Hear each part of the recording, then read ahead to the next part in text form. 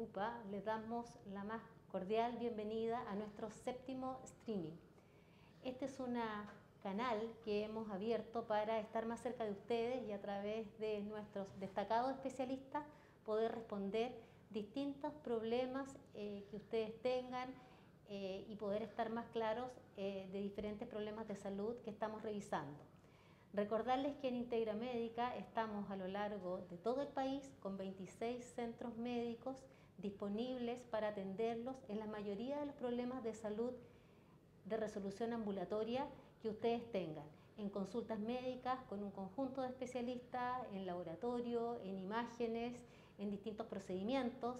Hablemos hoy de laboratorio de cardiología, donde tenemos electrocardiograma, ecocardio, holter, de presión y pulso, y ahí nos vamos acercando al tema que hoy nos convoca. Hoy vamos a conversar sobre hipertensión arterial. El 17 de mayo fue el Día Mundial de la Hipertensión Arterial, patología crónica de alta prevalencia. La última encuesta nacional de salud destaca que el 30% de la población tiene hipertensión arterial. Así que todos tenemos parientes, amigos que tienen esta patología y es relevante que puedan conocerla para poder tratarla y así prevenir patología de mayor daño y sus complicaciones. La misma encuesta nacional de salud señaló que solamente el 33% de la población estaba bajo control. Así que ese es un tema que ahora vamos a conversar para que las personas que tengan esta condición puedan establecer todos los estilos de vida acorde a que puedan tener el problema de salud compensado y así evitar los riesgos futuros. Para ello, ¿quién me acompaña? El doctor Eduardo Madaleno, gerente de investigación e innovación de Integra Médica, quien nos va a ayudar con las preguntas. Muchas gracias, Eduardo, por estar esta tarde con nosotros. Muchas gracias por la invitación.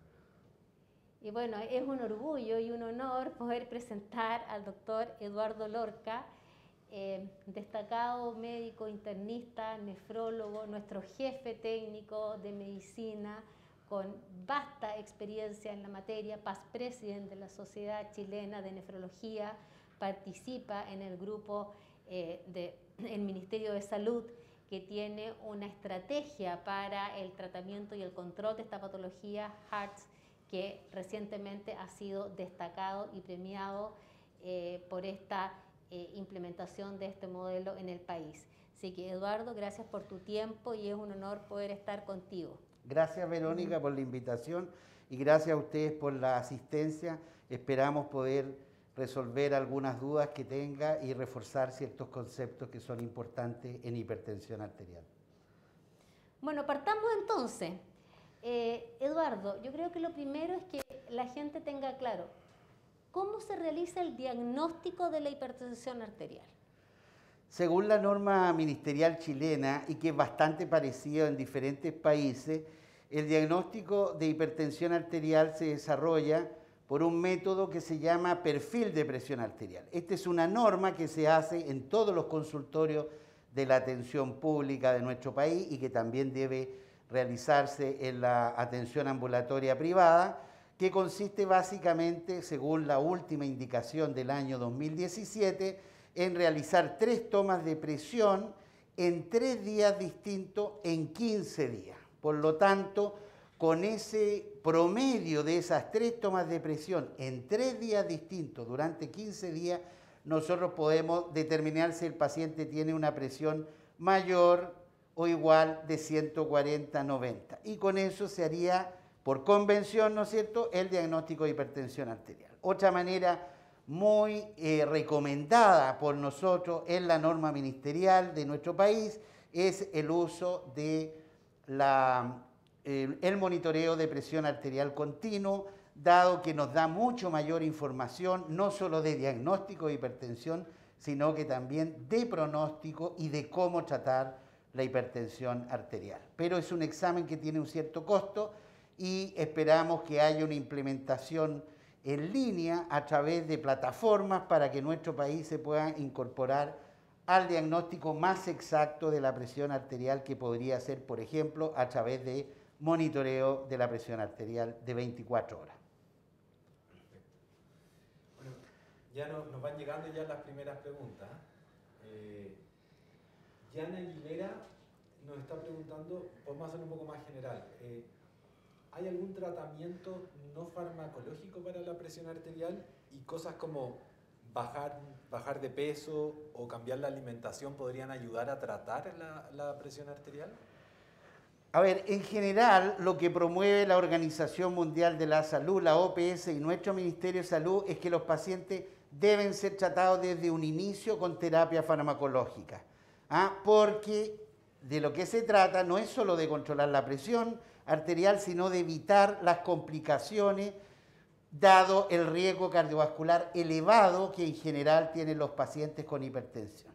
Dicho eso, siempre, en cada etapa de tratamiento de la presión arterial, uno debe reforzar las medidas no farmacológicas. En orden, si uno tuviera que decir cuál es la más importante, la baja de peso, porque tiene un impacto mayor tanto en la presión máxima sistólica o en la presión diastólica o mínima. Eso quiere decir, por ejemplo, que si uno baja de peso alrededor de un 10% del peso actual, uno logra 7-8 milímetros menos de mercurio de presión arterial sistólica y 3 a 5 de presión arterial baja o diastólica. Después, las otras medidas son la actividad física cardio, ¿no es cierto?, o aeróbica. Por supuesto, disminuir la ingesta de sal, sobre todo en los pacientes que tienen más de 50 años, porque en general la población se vuelve sensible a la sal a medida que vamos avanzando en la edad. Y, por supuesto, disminuir la ingesta de alcohol, no fumar, etcétera, que son también muy importantes. Pero las medidas que tienen más impacto tienen que ver con la baja de peso, la actividad física y reducir el consumo de sal. Eduardo, ¿y cuál es la causa de la hipertensión? ¿Es hereditaria? ¿Cómo prevengo la hipertensión? En general se dice que el 90% de la hipertensión arterial es de origen idiopático esencial, o sea, no hay una causa específica. Yo le explico a muchos de mis pacientes que esto podría ser como que se echa a perder la red de control de un computador, ¿no es cierto? La red, no hay un lugar específico, sino que hay un problema en el sistema nervioso central, en nuestro corazón, en las arterias de nuestro cuerpo y principalmente en el riñón. Esa sería la hipertensión esencial. Se echó a perder el sistema de control de la presión, no hay un lugar específico. Ahora, un 10% o más, probablemente bastante más, ya se habla casi de un 18-20% en el mundo, de las hipertensiones serían secundarias a causas específicas, siendo las más importantes las enfermedades renales y las enfermedades endocrinológicas. Esas son las causas más frecuentes de hipertensión arterial en el mundo. Pero quiero destacar, a raíz de la pregunta de Verónica, que en los últimos años ha aumentado mucho la hipertensión asociada a la obesidad. Porque la hipertensión, la obesidad van acompañadas de un fenómeno que vemos cada vez más, que es la apnea del sueño. Muchos pacientes roncadores. Y eso ha ido ganando un espacio increíble en las casuísticas, en las estadísticas de hipertensión arterial. O sea, la obesidad es un gran motor de hipertensión arterial, lamentablemente, en el mundo. Y les recuerdo que en nuestro país tenemos mucha obesidad en niños y adolescentes. ¿Y es hereditaria? Porque también hacen ese punto. ¿Cómo está o sea, el la componente hipertensión, genético? eso se llama la hipertensión monogénica, sí existe, son genes específicos que controlan algunos sitios, particularmente en el riñón. ¿Existe la hipertensión hereditaria? Sí, son enfermedades raras, poco frecuentes en la población, está el síndrome de Liddle, está la hipertensión por angiotensinógeno 1, etcétera, pero son más bien raras. Lo que sí es importante decir con respecto a la herencia es que cuando ustedes tengan un familiar directo, padre o madre, hipertenso, por ejemplo, si tienen a su madre hipertensa, ustedes tienen 25% de posibilidades de ser hipertenso, generalmente sobre los 50 años. Y si tienen a los dos padres, 50% de riesgo de hacerse hipertenso sobre los 50 años. En Chile además se da una característica especial, Verónica, que es que nosotros tenemos una tasa muy importante de prevalencia de grupo sanguíneo 0,4 positivo. Claro. Y ese grupo sanguíneo favorece también la hipertensión arterial en nuestro país.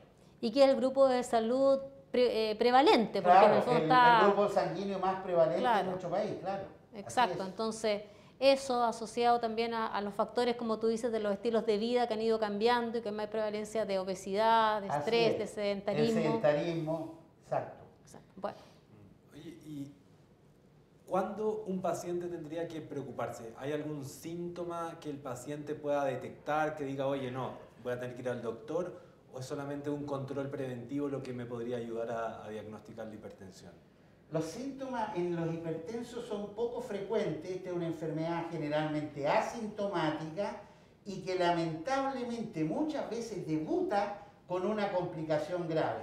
O sea, yo no sé que soy hipertenso y debuto con un accidente vascular, debuto con un infarto, debuto con insuficiencia cardíaca, o me dicen que tengo la creatinina alta y tengo insuficiencia renal.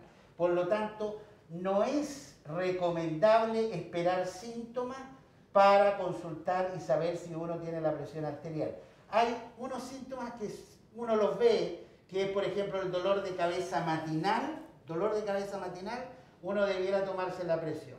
¿Ah? O personas, como les decía yo, obesas, roncadoras, habría que tomarse la presión arterial. Pero es infrecuente y por algo la Organización Mundial de la Salud habla de la hipertensión como el asesino silencioso porque no manifiesta síntomas, no manifiesta molestia. Por lo tanto, la conclusión es que yo tengo que invitarlos a ustedes a que usen la medicina preventiva. Existe, ¿no es cierto?, legalmente la obligatoriedad que el sistema FONASA o el sistema ISAPRE debe cubrir una evaluación de medicina preventiva, ¿no es cierto?, anual. Tómenla. Es muy baja la tasa en Chile. Solamente las mujeres hacen un 18% del uso de medicina preventiva y lamentablemente los hombres un 10% o menos. ¿Ah? Ahí hay una gran diferencia porque los hombres en general no hacen uso de la medicina preventiva como corresponde. Y esto ocurre en el sector público y en el sector privado. ¿Ah? Así que yo los invito a la medicina preventiva y le pido a los equipos de salud de que siempre tomen la presión, ocupen cualquier momento, cualquier contacto con la persona para tomarle la presión arterial. Eso es lo que uno debiera hacer porque ese es el primer estímulo a ir a hacer el perfil de presión arterial o hacer un Holter para hacer el diagnóstico como corresponde. Eduardo, justamente Sole nos estaba preguntando, ¿qué es el Holter? El Holter es un aparato de presión arterial especial que se pone en el brazo durante 24 horas y que está grabando, tiene una grabadora que va analizando y tomando todos los datos de presión que toma el aparato. O sea, un estímulo que es mecánico, como es, o oscilométrico, porque oscila la arteria bajo el manguito, se transmite a una grabación eléctrica y esa grabación eléctrica al otro día se lee en un computador. ¿Y el computador qué es lo que lee? Las tomas de presión durante 24 horas.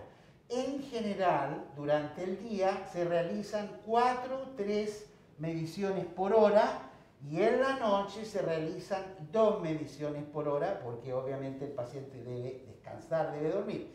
Pero se toma el periodo completo de 24 horas que es muy importante porque muchas de las personas, diabéticos, enfermos renales, roncadores obesos, ¿no es cierto?, con apnea del sueño, o personas de mucha edad, ¿no es cierto?, estamos hablando de octogenario hacia arriba, tienden a tener hipertensión nocturna. Y eso con la toma de presión diurna no lo sabemos. Entonces el Holter nos aporta con las presiones arteriales durante la noche. Por esto este es un examen importante para el diagnóstico, el manejo y el pronóstico del paciente. De acuerdo. Oye, sabemos como dijo Verónica al principio, la hipertensión es más prevalente en mayores de 65 años, cada 3 de 4 mayores de 65 años son hipertensos. Pero Francisca nos está preguntando, hipertensión en niños, ¿puede haber? Lamentablemente la hipertensión ha crecido mucho en Chile y en el mundo. ¿Por qué? Porque empujado por el sedentarismo, muchos de nuestros niños están conectados muchas horas al televisor, al celular o al computador, no hacen actividad física, por lo tanto son sedentarios, y a eso se agrega un cambio en la dieta de hace unos 20, 30 años que ha generado, ¿no es cierto?, el tema de la obesidad en los infantes y en los adolescentes. Por lo tanto, la hipertensión ha crecido muy importante en Chile, tanto que nos obligó a generar una guía de hipertensión para niños en nuestro país, que fue publicada hace 3 años atrás. Antes no teníamos una guía de hipertensión, pero ahora hay un aumento importante de la prevalencia. Estamos hablando de 8,6% que crece en el plazo de 5 años a 13% de la población, ¿no es cierto?, infantil. O sea, es un tremendo salto. Y lo otro que quería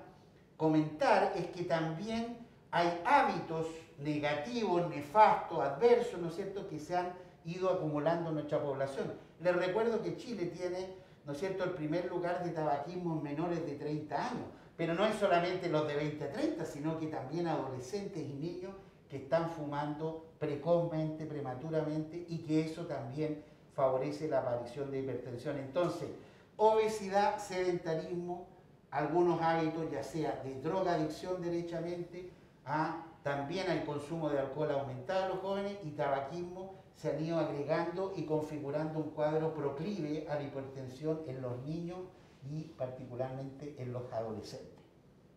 Complejo todo este escenario, porque la carga de enfermedad en niños, que antes no la veíamos tan fuerte, ha ido aumentando en patología crónica, hipertensión y los mismos factores de riesgo para diabetes. Así es. Entonces va cambiando este mapa, entonces tiene como una curva bimodal en niños que antes no lo veíamos, y bueno, se va desplazando naturalmente hacia el envejecimiento poblacional. Sí. Hay un comentario, Verónica, que tiene que ver con el tema de género.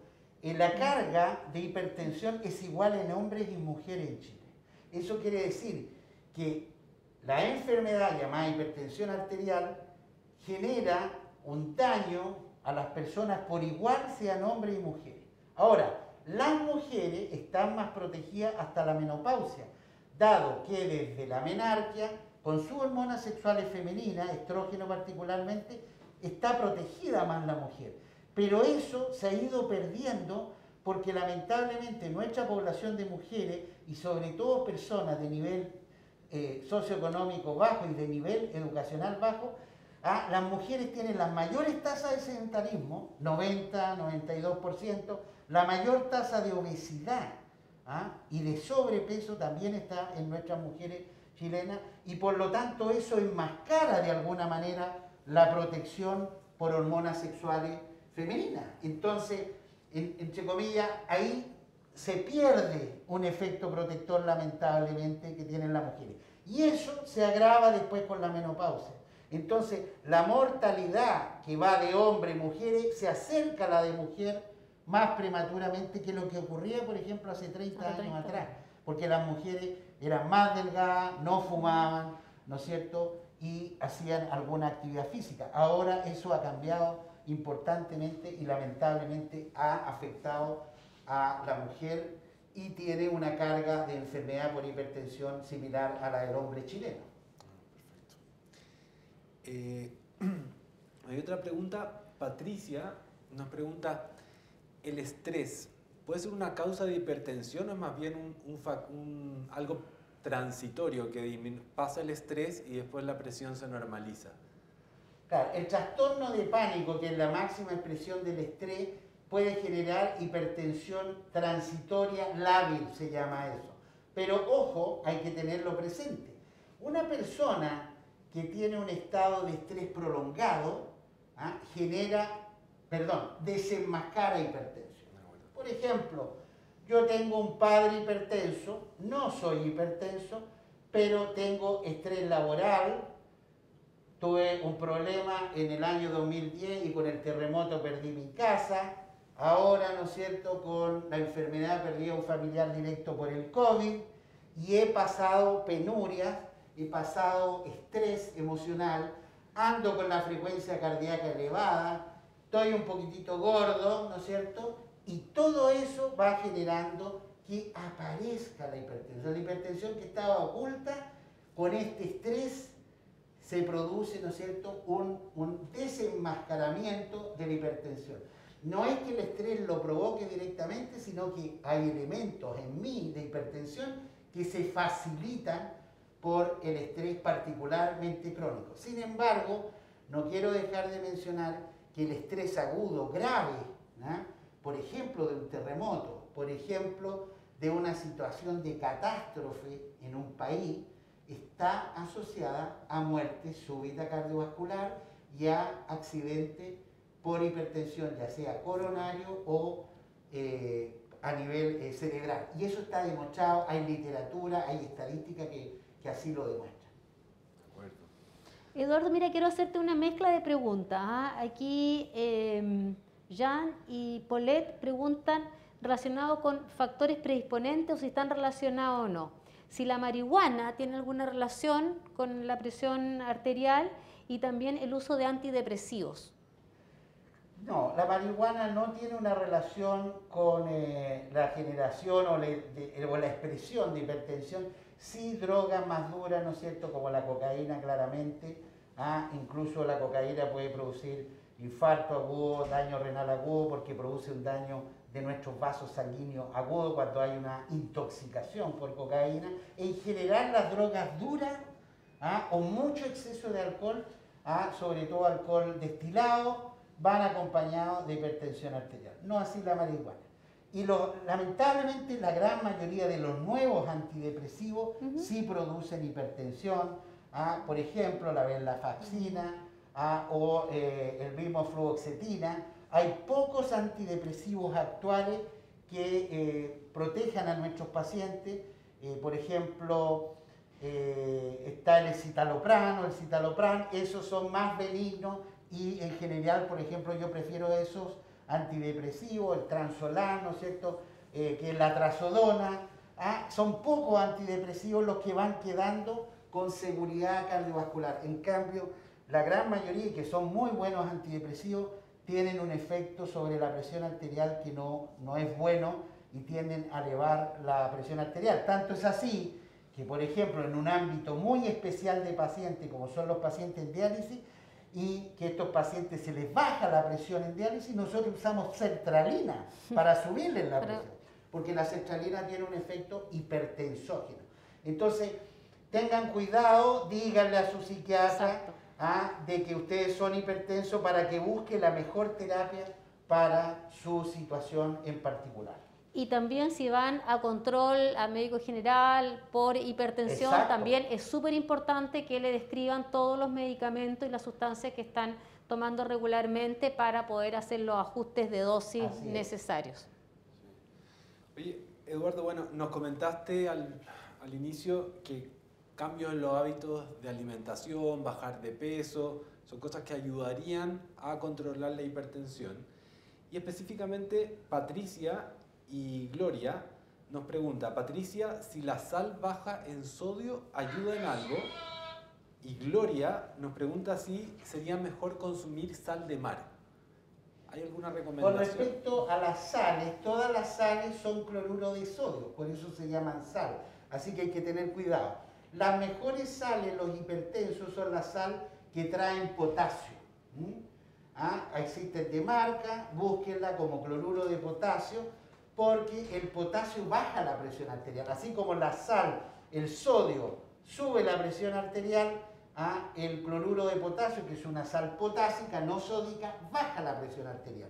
Y también hay alimentos, ¿no es cierto?, sobre todo en las verduras y frutas, que traen potasio. Solamente hay que tener cuidado con las sales que tienen disminución del sodio cuando nosotros tenemos insuficiencia renal. Cuando nosotros tenemos menos de 45 de función renal, que el médico se lo puede decir, ¿no es cierto?, porque tiene que medir la función, estimar la función renal. Cuando ya el médico encuentra, por ejemplo, un hipertenso, hombre o mujer, con menos función renal, ahí se complica la cosa y ahí realmente no hay que usar sal. ¿Por qué? Porque nosotros sobre los 40 años vamos perdiendo unidades renales, tenemos menos unidades renales de funcionamiento y por lo tanto nos hacemos sensibles a la sal. ¿Qué significa eso? Que si yo tengo 50 años tengo antecedentes familiares de hipertensión, me están descubriendo una hipertensión hace poco, cuando yo como con sal, como tengo menos masa renal, la única manera que tiene el riñón de eliminar la carga de sal es subiendo la presión arterial. Entonces, para poder controlar la presión en personas que tienen insuficiencia renal, les recuerdo que el 12% de la población adulta chilena sobre 18 años tiene insuficiencia renal, así que es muy frecuente, más frecuente que la diabetes. Lamentablemente, esta población uno debiera restringirle importantemente la sal. Sea sal rosada del Himalaya, sea sal lobo, sea sal del desierto de Atacama, etcétera, es sal, es sal. Pero, les repito, si ustedes tienen más de 45 de función renal, pueden usar sal y sería preferible usar sal potásica. De acuerdo, clarísimo. Yo tengo aquí una pregunta, Eduardo, de Mariela, que nos pregunta, ¿qué puedo tomar si me sube la presión? Entonces, yo creo que aquí es importante ampliar un poquito la pregunta y decir, ¿qué hago si soy hipertenso y siento que estoy descompensado? ¿Cómo afronto, cómo abordo esa situación? Perfecto, eso es muy importante porque lo primero que tiene que tener un paciente es tranquilidad en lo que va a hacer. Solamente cuando ustedes tengan síntomas de hipertensión, un dolor de cabeza tenebrante, como que le va a explotar la cabeza, visión borrosa, doctor, era como si se me fueran a salir los ojos, tengo náusea y vómito, todos esos síntomas, me falta el aire, estoy con palpitaciones y tengo la presión elevada sobre lo que habitualmente yo tengo, o estando incluso con tratamiento, eso se llama urgencia o crisis hipertensiva. La urgencia o crisis hipertensiva tienen que acudir a un servicio de urgencia donde durante un plazo de una semana, con las indicaciones que le da el médico, le deben ir bajando la presión a una nueva situación, a la situación que ustedes tenían antes de esta crisis hipertensiva. Sin embargo, existe otro fenómeno más grave que es la emergencia hipertensiva. Cuando tienen síntomas, tienen la presión alta y el médico en el servicio de urgencia encuentra que hay un riesgo vital, están con una arritmia grave, están con síntomas de insuficiencia cardíaca, está partiendo un infarto al miocardio, un accidente cerebral, eres embarazada y estás con síntomas y con la presión alta, bueno, ahí probablemente los van a dejar hospitalizados y van a hacer el estudio y el manejo que corresponda a la situación que se describe como emergencia hipertensiva, que es una situación grave. Si usted en su casa, en su vida habitual, tiene cómo controlarse la presión, tú te tomas la presión, Eduardo, y te encuentras la presión alta, no haces nada, sigues con tu tratamiento, puedes hacer un rato de descanso, hay muchas situaciones de la vida diaria que a uno le suben la presión. Yo soy hipertenso, estoy tomando tratamiento y discuto con Verónica, ¿no es cierto?, en forma importante, me va a subir la presión. Si como un asado al disco, ¿no es cierto?, con mucha sal, me va a subir la presión. Si me tomo 2 pisco sour, 2 vino tinto y un bajativo, me va a subir la presión. Entonces, son situaciones humanas donde puede subir la presión y no hay síntomas. No me asusto, pero me controlo la presión el día siguiente y veo que la situación pasó y aprendo que no debo portarme tan mal, ¿de acuerdo? Pero, les repito, lo que manda para la presión puntualmente elevada en una ocasión es si aparecen síntomas. Ahí hay que tener cuidado y ver si hay urgencia o emergencia hipertensiva. Para complementar eso, Vivian nos pregunta ¿cuándo ella podría decir que la presión es alta y cuándo es normal? Cuando tiene síntomas. Porque, por ejemplo, gente joven, tú, Eduardo, por ejemplo, tú con dime a mí que soy joven. Tú con 15-10 es una presión muy alta para ti. 15-10 es alta, ¿no es cierto? ¿Por qué?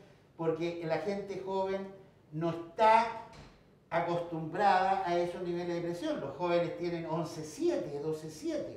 Entonces, 15-10 en tu caso, elevaste más de 20 milímetros la sistólica, más de 10 la diastólica. Ahí es complicado. En cambio, un paciente adulto mayor, ¿no es cierto?, que se maneja con 14,9, 15,9, habitualmente, no está en meta, pero esa es su presión habitual, ese paciente puede tolerar 17 con 10 sin problema. O sea, hay una relación en cuanto al nivel de presión con la edad y la posibilidad o no de tener síntomas. Pero les repito, más que el valor de la presión es si la presión está alta sobre tu valor y se acompaña o no de síntomas. Eso es lo que prevalece. O sea, ahí la recomendación para Vivian sería que vaya al doctor, al médico, para que le haga una evaluación completa. Exacto, exacto. No, no tomen limón, por favor, porque no sirve de nada.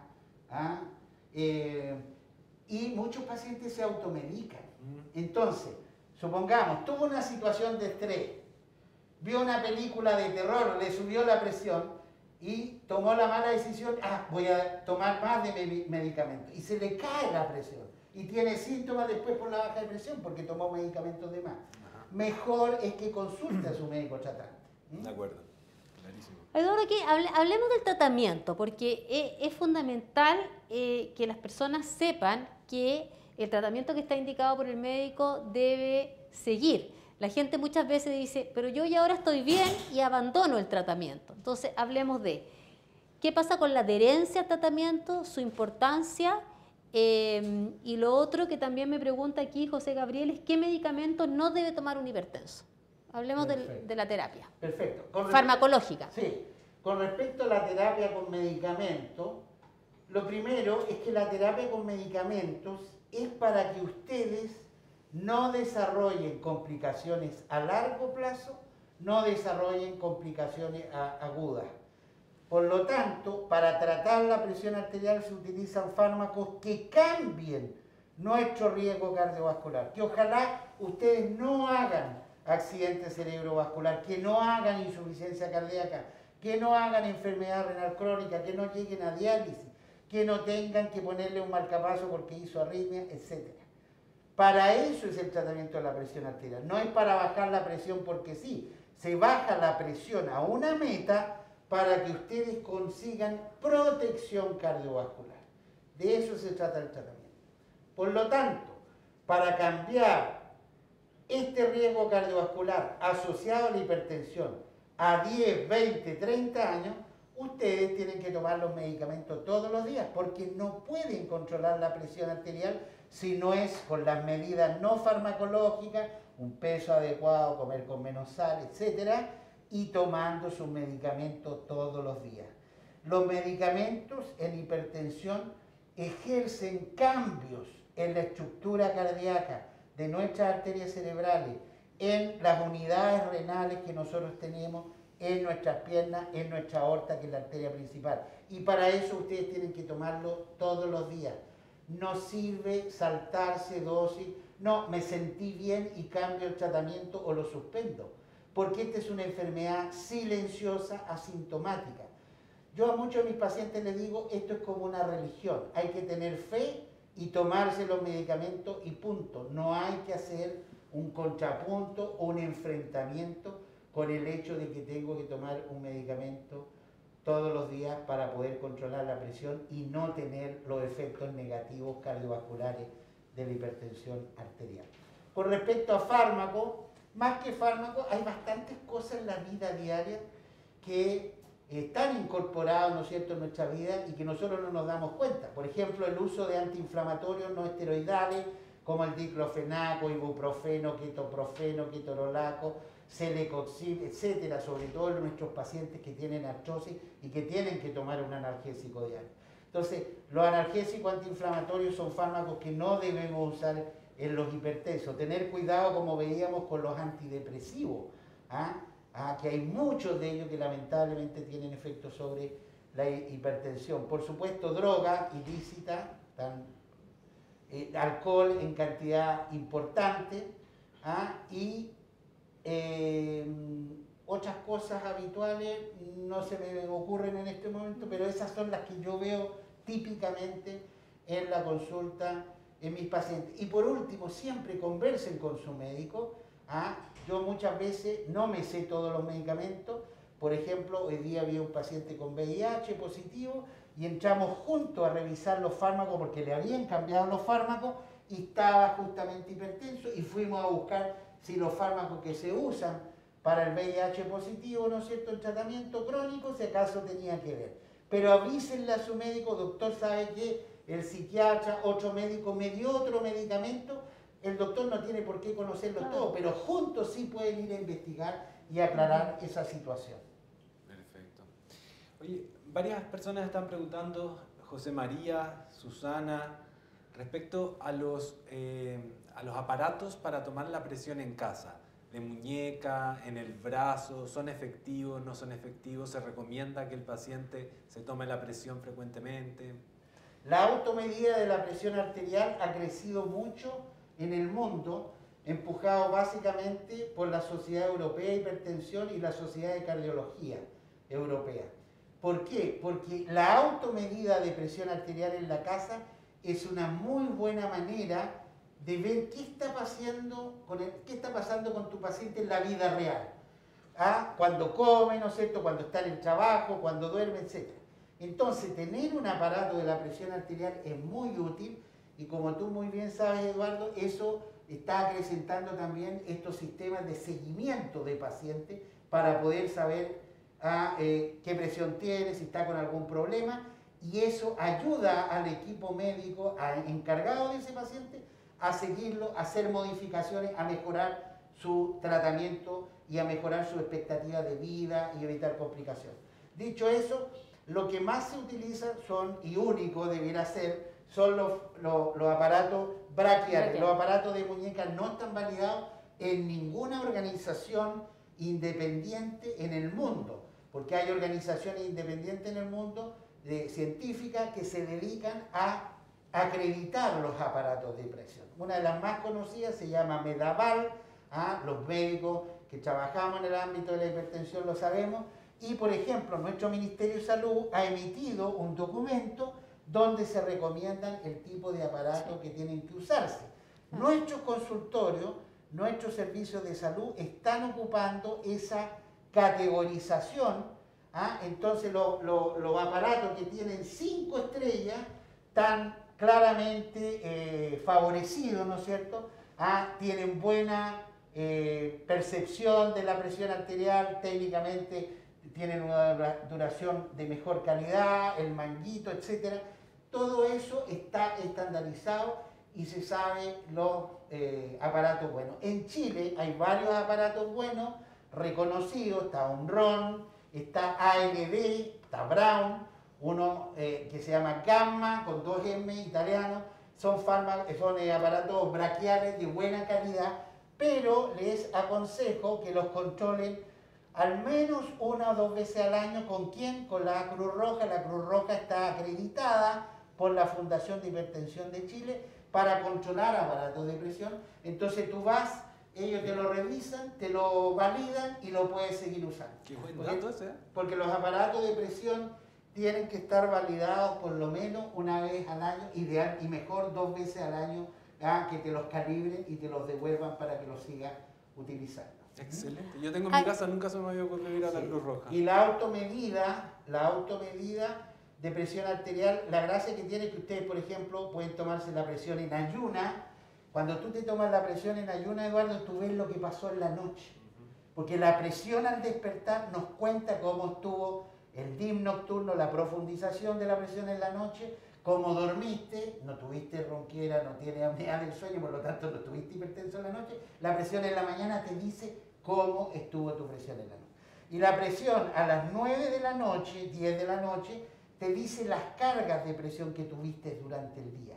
Como que hay una acumulación de la hipertensión, entre comillas, del día, y eso tú lo puedes leer bien a las 9 de la noche, 10 de la noche, con tu aparato de presión. Y eso, llevarlo registrado y llevárselo a tu médico. Hay muchos smartphones que tienen app para que vayas anotando y te puedes hacer la curva, además te da la frecuencia cardíaca, o sea, te entrega mucha información que es útil para el médico, es útil para el equipo de salud para mejorar el control de nuestros pacientes. Excelente, tal vez ahí también recordarles que tengan claro cómo tomar la presión, ¿no es cierto? Que Que yo creo que eso es bueno, la técnica, Claro, Eduardo, porque eso, muchas veces uno sí. ve que está mal puesto, entonces Claro, puede dar una medida errada qué bueno que preguntaste o eso. tienen, o están, no sé, subiendo la escalera, llegan de la casa, estoy Claro. hipertenso y toman la presión, entonces son datos que no son válidos. Sí, ¿Puedes yo le contarnos recomiendo, eso? Sí, gracias Verónica, esto es muy importante esta pregunta. Ustedes lo que tienen que hacer, si llegan a la casa, tienen que tomar 5 minutos de reposo. 5 minutos en que, ¿no es cierto?, llegaron por la escalera, tuvieron un mal día, 5 minutos sentados en una mesa como esta, por ejemplo, con una silla cómoda que tenga respaldo, y ustedes se sientan respaldados atrás, con las piernas abiertas, nunca cruzadas, el pie totalmente en el suelo, ambos pies. Y con los brazos en esta posición, pasan el aparato, lo ajustan y tocan un botón y el aparato les va a dar la presión sistólica, la diastólica y la frecuencia cardíaca. El ideal, si tienen tiempo, es repetirlo 2 o 3 veces, dado que la segunda y la tercera lectura de la presión son iguales. Generalmente son iguales. La primera es la distinta. Entonces, o promediamos las 3 lecturas o descartamos la primera y las 2 segundas las dejamos para llevarlas a nuestro médico. No deben tener el celular, no deben hablar, deben tener una temperatura ambiente agradable de 21 grados. Si tienen la temperatura muy baja, se van a vasocontraer y se les va a subir la presión. Así que escojan una pieza que esté cómoda, ¿no es cierto?, que no haya ruido y que hayan defecado, orinado y no tomado café 1 hora antes por lo menos.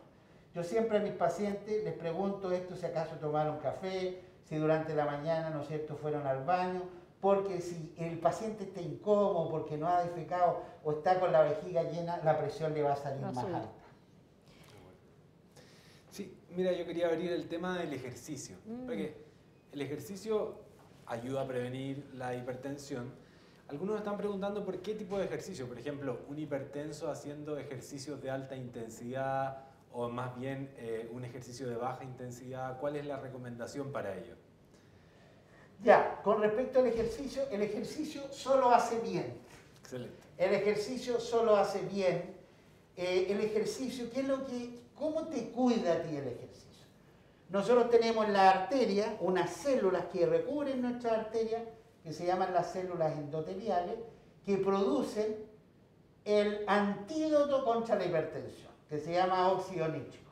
Cuando a nosotros nos falla eso, se llama disfunción, se echó a perder el endotelio. Y eso provoca hipertensión y daño vascular. El ejercicio sube el óxido nítrico. El ejercicio ataca la disfunción endotelial, el principal mecanismo de daño de la hipertensión. Por lo tanto, te agradezco tu pregunta, Eduardo, porque está claro que el ejercicio solo le hace bien a nuestro hipertenso. Hagan natación, ejercicios aeróbicos cardio, su pichanga de tenis, su partido, ¿no es cierto?, de baby fútbol. Obviamente tienen que hacer 20 minutos antes de stretching, ¿no es cierto?, de elongación, por supuesto, para no lesionarse, y después hacen su actividad física. ¿Cuántas veces a la semana? Lo más que puedan, mínimo 3, idealmente 5 veces a la semana. El ideal es llegar a 5 horas en la semana, 1 hora por 5 veces. Salgan a caminar, anden en bicicleta, y si les gusta la cosa social y deportiva, métanse a un club, ¿no es cierto?, con compañeros más o menos de su edad, para que haya un equilibrio, ¿no es cierto?, natación, como les decía, tenis, todo lo que sea cardio, todo lo que sea aeróbico es bienvenido. Con lo único que tienen que tener cuidado es con levantar peso. El levantar peso genera un ejercicio que se llama isotónico y que sube la presión. En cambio, los ejercicios de desplazamiento de peso, desplazar un peso, eso no hay problema. El problema es levantar peso, por ejemplo, sobre nuestra cabeza, no desplazar. O sea, podrían empujar un peso y eso sería bien tolerado. Por si quieren ir a un gimnasio, ¿no es cierto?, hablar con el encargado del gimnasio y decirle que son hipertensos y que le prepare una rutina para tener cuidado con el ejercicio, que le haga bien y no que le vaya a provocar lesiones o le vaya a subir la presión. Bicicleta, excelente, ¿no es cierto?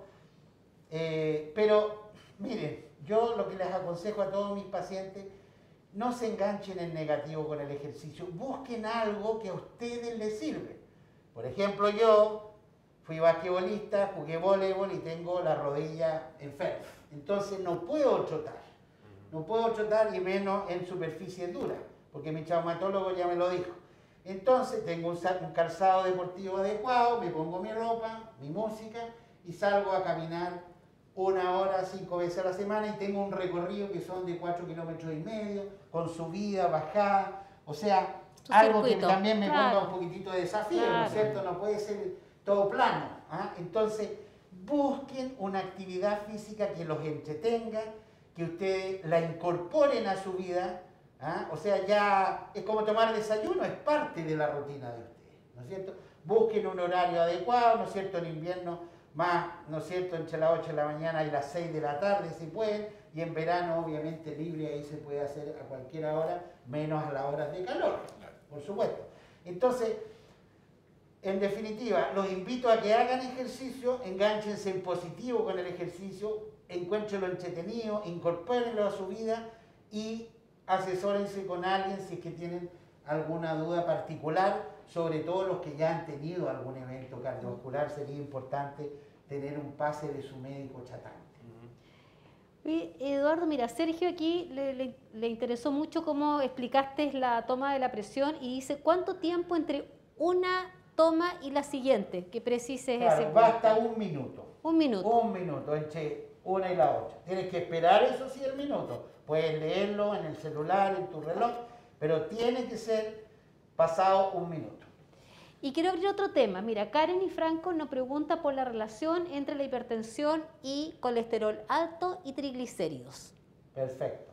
Bueno, ustedes saben, como le digo yo a muchos de mis pacientes, que cuando aparece un chico malo, aparecen los demás chicos malos. O sea, cuando aparece hipertensión, yo como médico y el equipo de salud debemos ir a buscar diabetes, colesterol malo, ya sea colesterol propiamente tal o triglicéridos, tenemos que ir a ver si fuma, tenemos que ver el ácido úrico, tenemos que ver si tiene insuficiencia renal, obesidad, etc. O sea, cuando hay un factor de riesgo cardiovascular, principalmente sea diabetes o hipertensión, que son de los más importantes y más frecuentes, siempre vayan a buscar los otros factores de riesgo cardiovascular.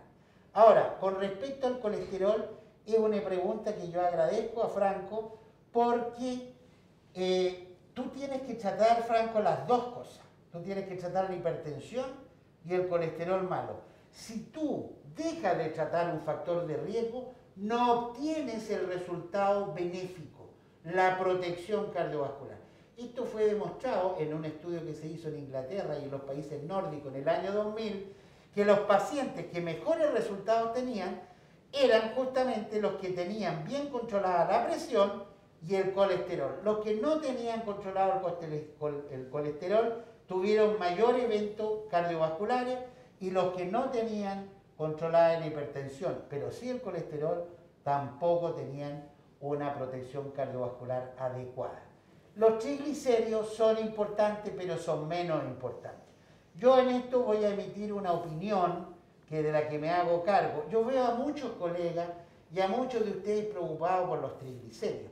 De los triglicéridos hay que preocuparse cuando uno tiene más de 600. Ahí sí que es importante porque el triglicérido elevado produce pancreatitis. Ahora, si me ponen difícil la situación y yo tengo que elegir, por supuesto, lo primero que tenemos que hacer es bajar el colesterol malo, que se llama LDL colesterol. Ese es el que tienen que preocuparse, ese es el que ustedes tienen que pedirle, oiga doctor, ¿y no me va a bajar el LDL colesterol? ¿No me va a bajar el colesterol malo? Porque ese colesterol tiene un efecto muy pesado sobre el riesgo cardiovascular. En cambio, el triglicérido tiene un efecto menor. Si puedo corregirlo, lo hago. ¿Cómo se corrigen los triglicéridos? Primero que nada con medidas no farmacológicas, descartar que tenga hipotiroidismo, la tiroides esté funcionando mal, que esa persona no tome mucho alcohol, porque el alcohol sube mucho los triglicéridos, y que no sea bueno para el dulce, ¿no es cierto? Torta, queque, pasteles, cúgeres, tallarines, arroz, manjar, dulce de leche, mermelada, ¿no es cierto?, que son muy ricos en triglicéridos. Entonces, no nos equivoquemos, hay que tratar todos los factores de riesgo cardiovascular, pero dentro de los lípidos, de las grasas, primero que nada, normalizar el colesterol malo, el LDL colesterol. Y si puedo, corregir los triglicéridos. Perfecto. Oye, bueno, ha ido increíble, hay muchos comentarios en el Facebook. Así que yo creo que ya va a ser mi última pregunta. Yo quería hacer una pregunta de Jorge. Yo sé que tú al principio nos dijiste que la atención primaria es clave. Ahí es donde hay que asistir, ahí es donde tienen que tomar la presión. Pero si tengo que ir al especialista, ¿quiénes son los especialistas que se encargan de atender a los pacientes hipertensos? En general, los médicos internistas, los médicos cardiólogos y los médicos nefrólogos son los tres especialistas que manejan la hipertensión arterial. Pero nunca dejen de lado a su médico de base, su médico de cabecera, su médico en su CEFAM o en su centro de Integramédica, ¿no es cierto?, su médico general, porque la hipertensión, la diabetes, no la van a derrotar los especialistas, la derrotan los médicos generales. La enfermedad renal crónica no la derroto yo como nefrólogo, la derrota mi colega en la atención primaria, que trata bien la diabetes, que trata bien la hipertensión, que educa al paciente, que cada vez que lo ve le refuerza las medidas no farmacológicas, le pide, don Jorge, deje de fumar, por favor, baje la cantidad de alcohol, etc. El médico de la atención primaria es el que derrota la enfermedad cardiovascular. Nosotros vamos a apoyar a nuestros médicos generales con consejos, ajustamos el tratamiento y obviamente vemos los casos más complejos. Pero en Chile, nosotros en el ministerio tenemos claro que el 70 a 75% de los pacientes hipertensos deben ser manejados en la atención primaria. El 25% que diríamos son hipertensos refractarios, probablemente secundarios, esos van a tener que ir al especialista. Los otros tienen que ser manejados en la atención primaria. Clarísimo. Eduardo, un tema que no hemos hablado, yo creo que también va a ser la última pregunta. Hipertensión y embarazo. Bueno, lamentablemente este es un tema que ha crecido, Verónica, porque nos hemos portado mal. Nuestras mujeres, ¿no es cierto?, no hacen ejercicio, se han puesto obesas jóvenes, fuman mucho, toman mucho alcohol algunas y otras cosas. Y entonces eso se está pagando.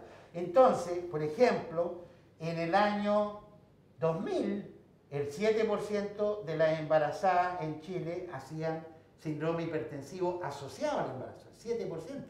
Y ahora casi el 18% está haciendo. O sea, es una cosa brutal. ¿Y eso por qué? Porque el síndrome metabólico, la señora entró al embarazo con la cintura gruesa, ¿no es cierto? Fuma, sedentaria, se embarazó, o hace hipertensión del embarazo, o venía instalándose una hipertensión que el embarazo hace que se exprese. Por eso ha aumentado mucho la hipertensión en las mujeres que hacen preeclampsia, por ejemplo, hipertensión asociada al embarazo, y ustedes la siguen 5 años, eso no lo veíamos antes. Ahora ha aumentado mucho esas mujeres que ven, doctor, no, yo hice preeclampsia con mi hijo hace 3 años atrás y ahora me encontraron la presión alta. Entonces, este es un tema muy importante porque lamentablemente una hipertensión asociada al embarazo ataca y agrede a 2 personas, a la madre y al hijo. El hijo corre riesgo de parto prematuro, de complicaciones del embarazo, desprendimiento prematuro de placenta, retardo del crecimiento intrauterino, partos complicados, etc. Y la madre pone también en riesgo su vida, si es que hace eclampsia, puede tener convulsiones, puede tener daño hepático agudo, lo que se llama el síndrome de HELLP, que es muy grave. O sea, estamos hablando de que lamentablemente nuestra población de embarazadas ha envejecido en su primer embarazo. Ustedes saben que hay muchas mujeres que están teniendo sobre los 35 años, hijo. Entonces, tenemos mujeres con mayor edad embarazándose, están más gordas, está más inactiva desde el punto de vista de la actividad física, fuman más, toman más alcohol, etc.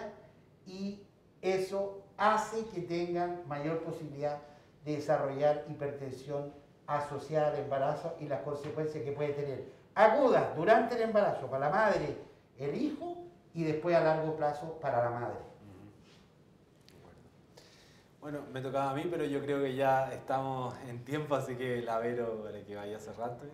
Hoy se ha pasado volando, Sí. yo creo que realmente, como les dije, un honor y un placer, Eduardo, o sea, tus conocimientos, todo lo que uno aprende, la actualización de los datos que nos entrega, es notable. Primera vez que veo tanta ebullición en las redes, sí, y tantas preguntas.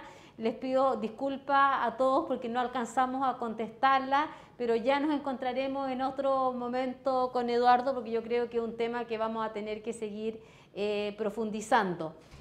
Sin duda el mensaje que nos queda es estar más alerta, ir más a controles, ¿no es cierto?, para poder pesquisar precozmente si tenemos alguna patología, y el gran desafío es cambiar nuestros hábitos. No queremos estar en este grupo de población que está con mayores factores de riesgo, así que la invitación es hacer una vida sana, alimentación sana, deporte y controlarse. Disponible siempre en toda la red de Integra Médica para que puedan ir a hacer sus controles, sus consultas, y con todo el apoyo que siempre le hemos dado. Así que muchas gracias por la atención y nos vemos en el 8º streaming pronto.